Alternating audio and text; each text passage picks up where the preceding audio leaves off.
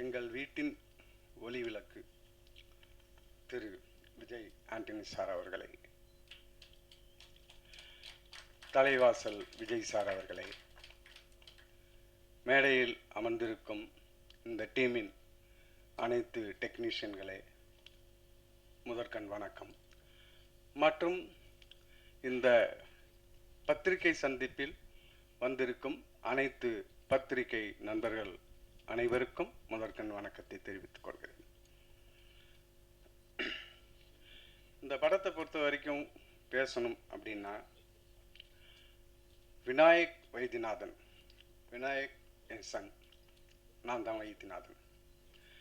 நான் யாருன்னா, அவருடைய அப்பாவா இருக்கிறதுனால இங்கே நான் பேச வரல, அவங்களும் என்னை அழைக்கலை. கிட்டத்தட்ட 25-30 வருஷமாக இந்த சினிமாவில் உதவி இயக்குனராக, அசோசியேட் டைரக்டராக, கோ டைரக்டராக திரு ஜிஎம் குமார், டைரக்டர் ராஜ் கபூர் அவங்ககிட்டலாம் நான் வேலை செஞ்சுருக்கேன். நிறைய படங்கள் வேலை செஞ்சுருக்கேன். அஜித்தோட முகவரி, காதல் சடுகுடு, அந்த படத்துக்கெல்லாம் திரைக்கதை உதவி ஆசிரியராக இருந்திருக்கேன். நிறைய ஜேர்னிஸ். 25-30 வருஷமாக நான் சினிமாவில் வந்து நிறையா ட்ரை பண்ணேன் டைரக்டர் ஆகிறதுக்கு.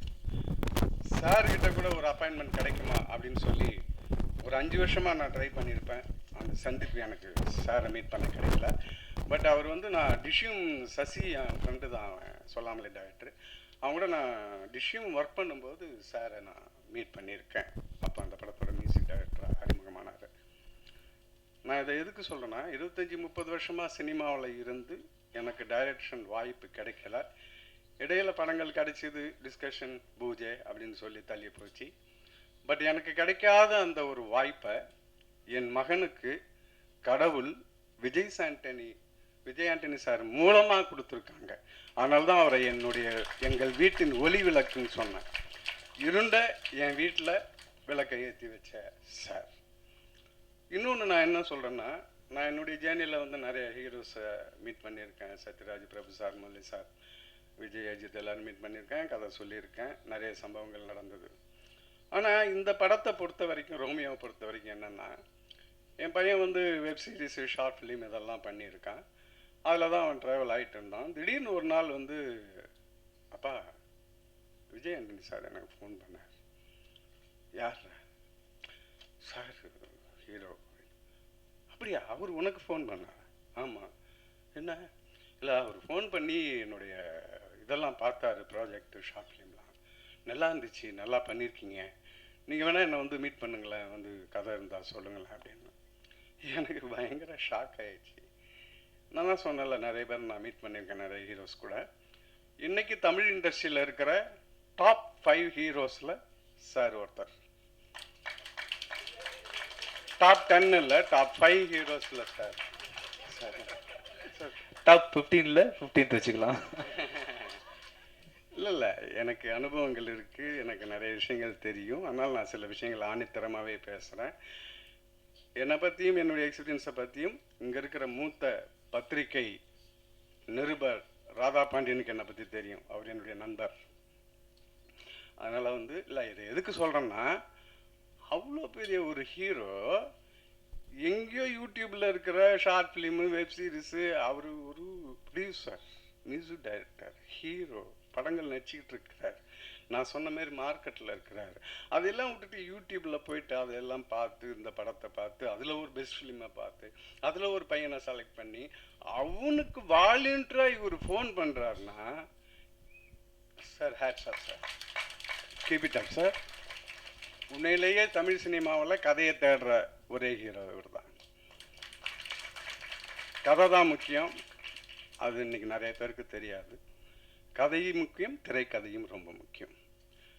ஸோ எதுக்குன்னா, அந்தமாரி சொன்னால், அந்தமாரி சார் மீட் பண்ணணுன்னு சொல்கிறாரு அப்படின்னு. சரி, இப்போது இல்லை, கதை கேட்குறாரு, கதை தானே கேட்குறாரு. இல்லைப்பா, கதை கேட்குறாரு, கதை தான் கேட்குறாரு, போய் சொல்லு. அதேமாரியே போய் சொன்னா, அப்படி ஒரு அவுட்லைனை சொன்னால், ஓகே சார், ஓகே சொல்லிட்டான்னு சந்தோஷப்பட்டேன். அப்படி அதுக்கப்புறம் சரி, ஸ்கிரிப்ட் ஒர்க் பண்ணு, பவுண்டட் ஸ்கிரிப்ட் கேட்பார், இல்லை அதெல்லாம் பண்ணுன்னு சொன்னால் அதுக்கான டைம் இருந்தது. அப்போ சார் பிச்சைக்காரன் இதில் ஒர்க்கில் பிஸியாக இருந்தார்.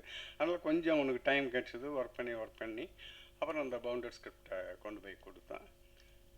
இது பவுண்டர் ஸ்கிரிப்டை அவர் படித்தார், படித்து பதில் சொல்லியிருக்காரு. எனக்கு பையன் வந்து ஒரு மெசேஜ் அனுப்பிச்சான்.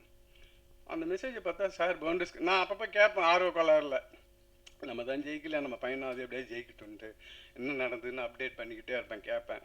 ஒரு நேரத்தில் சந்தோஷமாக சொல்லுவான், ஒரு நேரத்தில் சொல்கிறேன்பா அப்படின்ட்டு போவேன். அப்புறம் அந்த மெசேஜ் அனுப்பிச்சதுன்னு பார்த்தா, நான் இப்போ தான் இந்த பவுண்டர் ஸ்கிரிப்டை படித்து முடித்தேன், நல்லாயிருக்கு, பம்பர் ஹிட்டு, என் லைஃப்பில் இது இன்னொரு பிச்சைக்காரன் அப்படின்னு சார் மெசேஜ் அனுப்பிச்சிருந்தார். நான் அந்த டைமை பார்த்தேன், விடிகால 3:30 3:30 மணிக்கு விடிகாலையில் சார் என் பையனுக்கு மெசேஜ் அனுப்பிச்சிருக்கார், இப்போ தான் படித்து முடிச்சேன்னு. என்ன அதாவது ஒர்க்கை தவிர வேறு எதுவுமே அவருக்கு தெரியாதா? விடிகால வரைக்கும் இருந்து அந்த பவுண்டர் ஸ்கிரிப்டை படித்து முடித்து அந்த டயத்தில் மெசேஜ் அனுப்புகிறாருன்னா அவர் எவ்வளோ இன்ட்ரெஸ்டாக டெடிக்கேட்டடாக இருக்கிறாரு சினிமாவில். இந்தமாரி ஆட்கள் தான் நம்ம தமிழ் சினிமாவுக்கு தேவை. அப்போ தான் தமிழ் சினிமா வளரும். தேங்கிய தமிழ் சினிமாவுக்கு சேர மாதிரி ஆட்கள் வரணும். அதுக்கப்புறம் அந்த பேர்ட் ஸ்கிரிப்ட் முடிஞ்சது, ஷூட்டிங் ஆரம்பிச்சிது.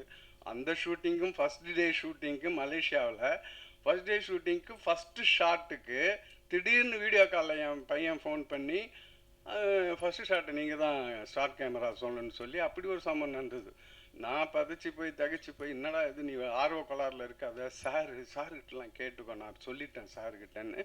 ஃபஸ்ட்டு ஷாட்டு வந்து நான் வீடியோ காலில் மலேசியாவில் ஷூட்டிங்கு ஸ்டார்ட் கேமரா சொல்லி அது ஆரம்பிச்சிது. இதை எதுக்கு சொல்லணும்னா, நான் ஆரம்பித்தேங்கிறதுக்கு சொல்லலை, அந்த சார் ஒத்துக்கிட்டார். ஏய் நீ தான்ப்பா டைரக்டர், நீ பண்ணுன்றதுக்கு பதிலாக அப்போல்லாம் சரி பண்ண சொல்லு அப்படின்னு. அது என்னங்க, அவர் ஒரு நல்ல மனுஷன், it's a very good human being. முதல்ல ஒரு நல்ல கலைஞனாக இருக்கிறதுக்கு முன்னாடி ஒரு படத்தில் ரஜினிகாந்த் டைலாக் சொன்னார், அந்த மாதிரி நல்ல மனிதனாக இருக்கணும்னு. சார் ரொம்ப தேங்க்ஸ் சார், பையனுக்கு வாய்ப்பு கொடுத்ததுக்கு. இந்த ஒரு விஷயத்தை வந்து எங்கள் குடும்பம் உங்களை மறக்காது. இந்த ரோமியோ படத்தை பொறுத்த வரைக்கும் இந்த கதை எனக்கு தெரியும், திரைக்கதை எனக்கு தெரியும். இந்த படம் வந்து நல்ல ஒரு என்டர்டெயின்மெண்ட் லவ் ஸ்டோரி. எந்த ஒரு கதைக்கும் ஒரு என்டர்டெயின்மெண்ட் ஸ்க்ரீன் பிளே வேணும். கதைங்கிறது இல்லை, என்டர்டெயின்மெண்ட் ஸ்க்ரீன் பிளே வேணும். நம்ம படம் என்டர்டெயின்மெண்ட்டாக இருக்கும். இது அவர் சொன்ன மாதிரியே அது ஒரு பம்பர் ஹிட்டு. அவர் வந்து மேற்கொண்டு இந்த படங்கள் இல்லாமல் அவருடைய எதிர்காலத்தில் வர நல்ல படங்களும் என்டர்டெயின்மெண்ட்டாக நல்ல பிளாக் பஸ்டர் அமையணும்னு எல்லாம் வல்ல இறைவனை நான் வேண்டிக் கொண்டு இந்த வாய்ப்பை அளித்ததற்கு நன்றி சொல்லி விடைபெறுகிறேன்.